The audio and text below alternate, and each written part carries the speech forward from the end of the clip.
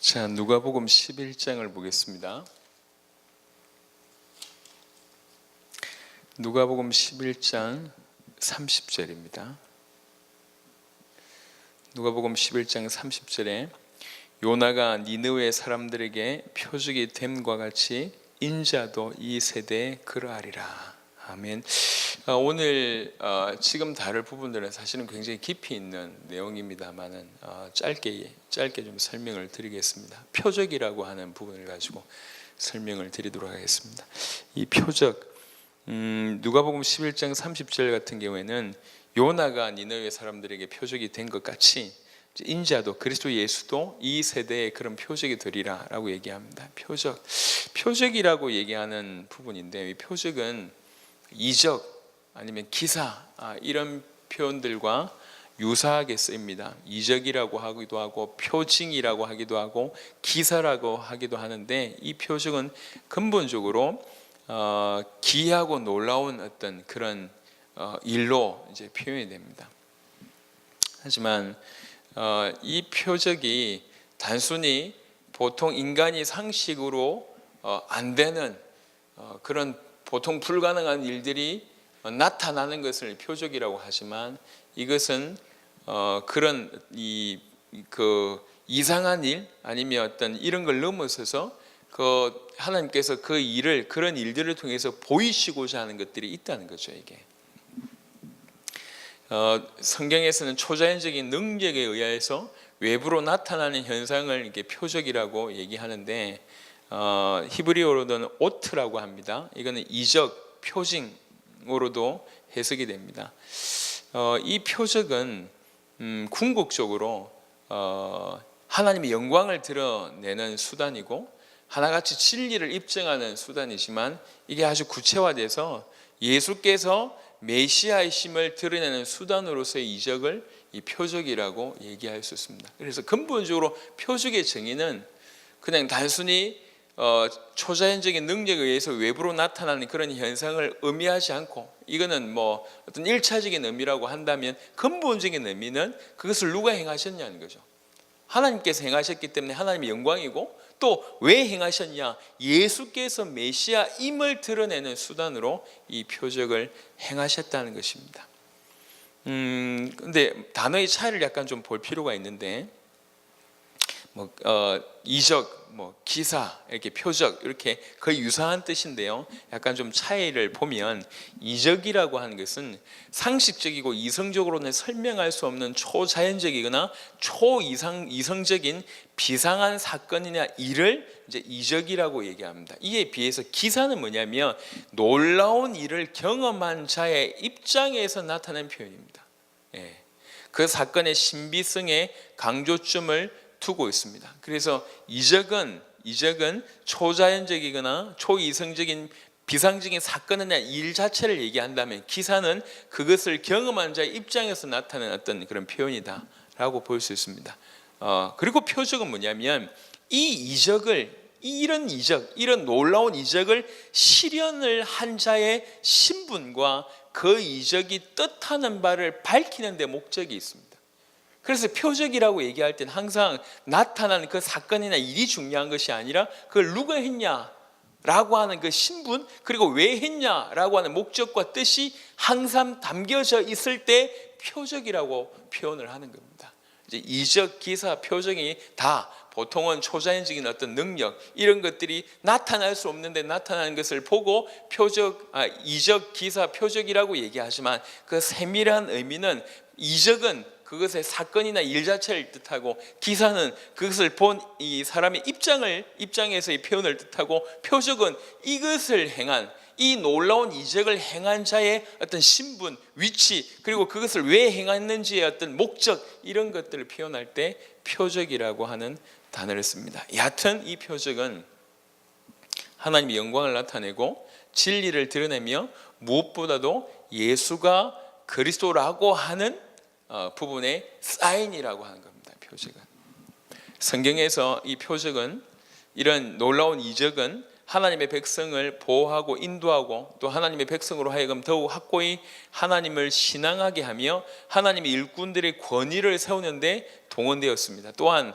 하나님 나라의 역동성을 나타내며 복음의 진실성과 생명력을 증거하는 일에 동원되는 것을 보게 됩니다. 하지만 무엇보다도 예수 그리스도를 통한 하나님 나라의 도래, 그리고 종말적 구원의 완성, 그리고 메시아 예수의 권능에 찬 역사, 곧 왕적 통치가 실현되고 그로 인해 사탄의 나라가 붕괴되고 있음을 드러내 보이는 데 사용되고 있습니다. 결론적으로 얘기하자면 예수님이 그리스도이심을, 예수님이 메시아이심을 나타내는 것이 표적이라고 하는 겁니다. 그래서 예수님께서는 단순히 이 땅에 병을 고치러 오신 게 아니라, 이 땅에 죽은 자를 살리러 온 것이 아니라, 이 땅에 좋은 말을 하기 위해서 이 땅에 오신 게 아닙니다. 만약 그냥 그것으로 이해한다면 그냥 이 표적보다는 그냥 비상한 일, 이적이라고만 생각을 하는 거예요. 그래서 지금도 많이 예수 믿는 사람들이 오해를 했기 때문에 앞에 목회자들도 오해하고 성도들도 오해했기 때문에 전부 이적을 쫓아갑니다. 이 비상한 능력을 표적으로 보지 못하면, 그냥 사건이나 일이 아니라 그것을 행하신 하나님을 보지 못하고 하나님이 의도하신 뜻, 예수가 메시아라고 하는 그 뜻을 이해하지 못하면 그 비상한 능력을 쫓아간단 말이에요. 이게 요한복음 6장에 보면 예수님께서 오병이어 사건을 일으키셨을 때 많은 백성들이 쫓아갔습니다. 그때 예수님이 하신 말씀이 뭐라고 얘기했냐면, 예수께서 진실로 진실로 너희에게 이르노니 너희가 나를 찾는 것은 표적을 본 까닭이 아니요 떡을 먹고 배부른 까닭이로다. 그냥 그 사건, 그 놀라운 일들, 그것이 좋기 때문에 나를 따라왔다. 표적으로 보지 못했다는 거죠. 그것을 누가 허락했으며 왜 허락했는지 그 이유를 몰랐다는 얘기입니다. 그래서 지금도 이 이유를 알지 못하고 그냥 그 이적, 놀라운 역사, 그것만 추구하는 사람들이 굉장히 많습니다. 그래서 조금 그 앞서 있는 사람은 병을 낫게 하는 어떤 신비의 어떤 역사를 막 추구하고 또 뭐 이렇게 능력을 추구하고, 그래서 그걸 가지고 사용하고 치유받기를 구하고, 많은 사람들은 또 능력 받기를 위해서, 치유받기를 위해서 몰려오고, 이 모든 것들은 예수님의 역사를 표적으로 보지 않고 그냥 놀라운 경험, 놀라운 이적으로만 생각하기 때문에 그렇습니다. 표적은 사인입니다. 사인. 예수가 그리스도라고 하는 사인입니다. 예수가 그리스도이심을 드러내시기 위해서 병을 고치셨고 죽은 자를 살리셨고 놀라운 많은 기적들을 행하신 것입니다. 그것이 예수님이 그리스도이심을 나타내기 위한 모든 것이었다는 것을 깨달아야 됩니다. 그래서 그렇게 깨달을 때 지금도 하나님께서 행하신 모든 역사를 그렇게 볼 수 있고, 그 모든 역사를 통해서 예수가 그리스도이심을 볼 수 있게 되는 것이고, 또 우리로 말미암아 예수가 그리스도이심을 드러내게 하시기 위해서는 하나님이 필요하다면 우리를 통해서도 이적이나 많은 역사들을 일으키실 수 있다라고 개인적으로 생각합니다. 표적은 사인이다, 깨닫게 되길 바랍니다. 그래서 이제 이 표적, 이적, 기사를 뜻하는 단어가 굉장히 많은데요, 모페트라고 하는 단어는 원래 아름답거나 장엄한 행위를 일컫는 말입니다. 이게 이제 표적, 기사, 징조로 확대되고, 미래 사건의 징조나 암시, 특히 하나님께서 당신의 능력과 권세를 나타내기 위해 보이시는 경위, 기사, 이런 걸 뜻할 때 모페트라고 하는 단어를 씁니다. 그리고 오트라고 하는 단어도 표시, 표적이나 징조, 미래의 어떤 것을 나타내는 표, 특히 하나님의 뜻을 확인시켜주는 확실한 증거를 나타내는 말을 오트라고 합니다. 이 모든 것이 표적이라고, 기사, 또 기적 이렇게 해석되는 단어입니다. 팔라라고 하는 단어는 기본 의미로는 분리하다, 구별하다, 놀랍다, 기이하다, 어렵다, 하나님 이외에는 그 누구도 행할 수 없는 기이하고 뛰어난 일이라고 해석이 됩니다. 하나님 자신을 다른 존재와 구별되게 보이는 놀라운 일을 의미합니다. 이게 팔라라고 하는 단어입니다. 제가 이렇게 단어를 설명하는 이유는 이제 어떤 하나만 보지 않고 다양하게 표적이라고 하는, 기적이라고 하는, 기사라고 하는 것들이 이런 표현이구나라고 우리가 우리말로 이해할 수 있는 부분이 한계가 있기 때문에, 원래 하나님께서 히브리어와 또 헬라어를 사용하신 이유가 그 단어의 풍성함을 설명하기 위함이기 때문에 제가 일부러 이렇게 시간이 없지만 이런 단어를 통해서 의미를 조금 더 설명을 하는 겁니다. 세메이온이라고 하는 헬라어 단어는 표시, 상징, 증거 또는 기적, 신적 기원의 이적, 마지막 날에 나타날 징조라고 하는 뜻이고요. 테라스라고 하는 단어가 있습니다.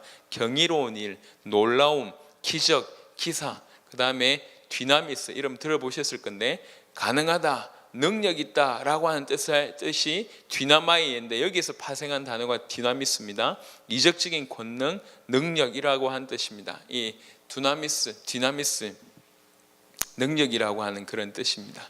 자, 이게 표적과 기사와 이적을 뜻하는 단어입니다. 하지만 근본적으로 이 표적은 사인이라고 하는 거죠. 예수가 그리스도라고 하는 사인으로 놀라운 초자연적인 능력이 나타난 것을 뜻합니다. 이걸 총칭하는 것이 표적입니다. 하지만 요한복음 12장을 보겠습니다. 수많은 사람들은 이 표적을 보고도 12장 37절, 요한복음 12장 37절, 이렇게 많은 표적을 그들 앞에서 행하셨으나 그를 믿지 아니하니. 표적이라고 하는, 당신이 그리스도이심을 드러내는 그런 여러 가지 놀라운 일을 행하셨음에도 불구하고 믿지 아니하였다. 그냥 떡 먹고 배부른 까닭으로 쫓아갔지 그분이 누군지는 관심이 없는 겁니다. 이런 일들이 그때도 있었고 지금도 일어나고 있다는 거예요. 하지만 진실로 믿는 자에게는 마가복음 16장에 파송하시면서 주신 메시지입니다. 마가복음 16장 17절에 보시면, 믿는 자들에게는 이런 표적이 따르리니 곧 그들이 내 이름으로 귀신을 쫓아내며 새 방언을 말하며 뱀을 집어올리며 무슨 독을 마실지라도 해를 받지 아니하며 병든 사람에게 손을 얹은즉 나으리라 하시리라. 예수 믿는 사람들은 다 독 먹어도 안 죽고 뱀한테 물려도 안 죽고, 그 얘기가 아니고 이게 표적으로 따라온다는 거예요. 예수가 그리스도임을 드러내게 하기 위해서 어떤 경우에는 놀라운 이런 큰 비상한 능력, 초자연적인 능력으로 주께서 역사하실 수 있다라고 하는 표현입니다. 오늘 말씀은 표적은 사인이라는 거예요. 초자연적인 능력, 이 초이성적인 능력, 비상한 능력, 하나님의 능력이 이 땅에 나타나는 이유는 그냥 이런 능력도 있다라고 밝히신 게 아니라 그 능력을 누가 행하시며 왜 행하신지를 설명하고 있는 겁니다. 그 능력은 하나님이 행하신 겁니다. 그래서 이 능력을 행한 자가 하나님이라는 것이죠. 다른 말로 이 능력을 행한 그 예수가 그리스도이심을 나타내기 위해서 주께서 표적으로, 사인으로 주셨다는 겁니다. 우리도 우리 인생에 예수가 그리스도이심을 전달할 때 하나님께서 표적으로도 역사하실 수 있음을 얘기를 한 겁니다. 여러분, 표적으로 보셔야 됩니다. 그냥 초자연적인 능력 자체에 여러분 사로잡히지 말기를 바랍니다. 많은 사람들이 거기에 사로잡혀 있어요. 워낙에 인생이 힘들다 보니까 치료받았으면 좋겠고, 힘을 얻었으면 좋겠고, 능력 받았으면 좋겠고, 많은 것을 좀 얻었으면 좋겠고, 이런 마음이 기저에 깔려 있는데 예수님께서 그런 일을 하셨고 믿는 자도 그렇게 될 수 있다고 하니까 사실은 그것 때문에 쫓아가고 있습니다. 왜 하나님께서 이런 놀라운 일을 행하시는지를 깨닫지 못하니까 전부 자기의 필요에 의해서 그 필요를 채워주시는 하나님으로 오해했기 때문에 이 쫓아가면 배 부를 것이다, 그래서 쫓아가는 거예요. 전부 놀라운 일들을 표적으로 보지 못한 그런 실수입니다. 저와 여러분들은 표적으로 보셔야 됩니다. 사인으로 보셔야 돼요. 우리 주위에도 앞으로도 초자연적인 능력이나 많은 비상한 능력들이 나타날 수가 있습니다. 하지만 그 모든 것들은 예수가 그리스도이심을 나타내는 사인입니다. 그런 표적으로 보게 되기를 바라고, 또 바라기는 우리 인생을 통해서 우리 대의 세계복음화를 감당하고 우리 입술을 통해서 예수가 그리스도의 심을 증거할 때 증가할 때 하나님 원하시면 우리를 통해서 이런 놀라운 표적으로도 역사하시기를 원하고, 여러분 삶 가운데도 이런 은혜가 있기를 바랍니다. 살아계신 주님, 우리 눈을 열어주옵소서. 표적으로 볼 수 있도록 하나님께서 앞으로도 행하실 그 많은 것들을 볼 때마다 표적으로 이해할 수 있도록 축복하여 주옵시고, 또 우리도 예수가 그리스도이심을 증거할 때 우리 삶을 통해서 이 표적과 기사가 나타나도록 축복하여 주시옵소서. 감사를 드렸고 우리 주 예수 그리스도의 이름으로 기도드렸습니다. 아멘.